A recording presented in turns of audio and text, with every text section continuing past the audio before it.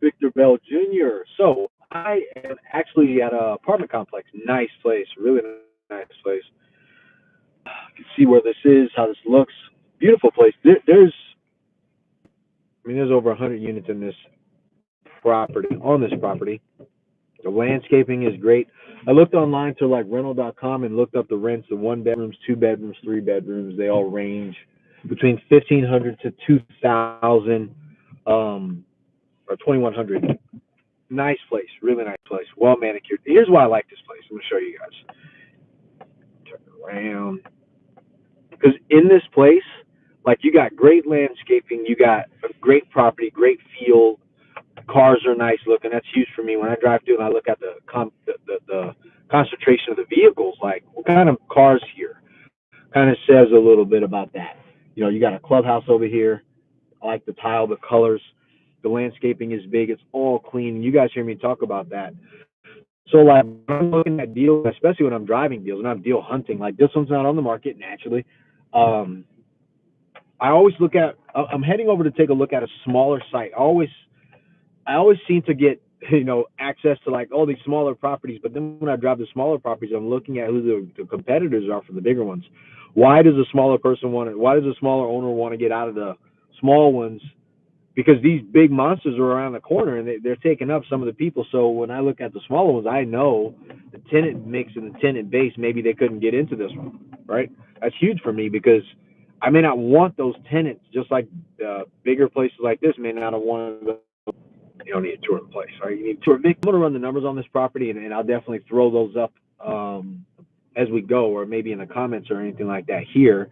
But the biggest thing about this one is that this is a nice place. This is the stuff you want to be able to take a look at. Now, everybody can't start here.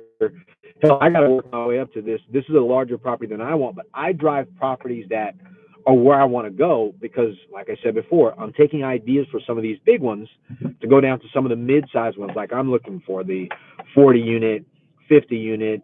I'm noticing there's some consistency with some of these properties, especially around where I'm looking at, to say, hey, look, about 50 doors, between 50 and 80 doors, just underneath 100, it's a different kind of owner. And those properties don't move, and they probably have a different kind of broker that farms those too. So it's super important to know, especially as you're looking at some of these buildings yourself. So I'm not getting any different scope of rents from this site to some of the other ones. And I'm starting to notice the difference of just really type of tenant base, the way that they go, because there's housing over here.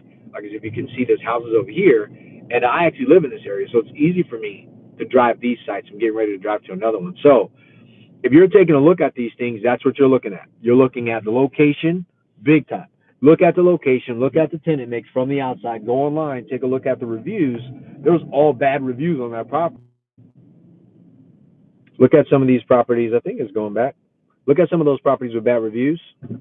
Call them. Hey, you know what? I was interested in talking to the owner, and just let them know, like, you calling to talk to an owner is not a big deal. So, just fine. Go, go for me, go for me. All right, here we go. There we go. So, like I looked at the reviews of that place, like the tenant reviews. They're all bad reviews on one site and then good on another one. I lost the signal. But those are the things you got to look for. Like I said, because when you look for those things, it's real easy. Hold on, it's real easy to kind of see that everything does work. You know, like when you're looking and saying, okay, cool, everything's working there. You got tenants that are reviewing, good and bad. It's still getting reviews, so you know something's happening. The management company is staying on top of it because they aren't continual reviews, and also responding back to the reviews, letting people know like, hey, sorry about that experience. We're working on fixing that. So it's easy to just follow up and call the management company and say, hey, I'm interested in talking to the owners about this thing. Like, could we get in contact with them? We're interested in buying a property. Want to be able to help out, looking to buy a property in this area, and we're players. So that's a good way for you to actually get in conversation with people. And you can't do that if you aren't out knowing every property in your immediate area. Even if you aren't going to buy there, you still need to know it. All right, so that's huge. So again, this is driving for going deal hunting with Victor Bell Jr. today. I hope that's helped you looking at some of the sites and going to some of these things. I'm not just going to random properties. I'm going to every property I can that I can get my hands on, you know, whether a broker sends it to me, and then while I'm out looking at those, I look at some other ones that are nicer, because if you're a tenant, you do the same thing. Like, hey, what all angles if you're going to play this game and you're going to win the apartment building game. So let's talk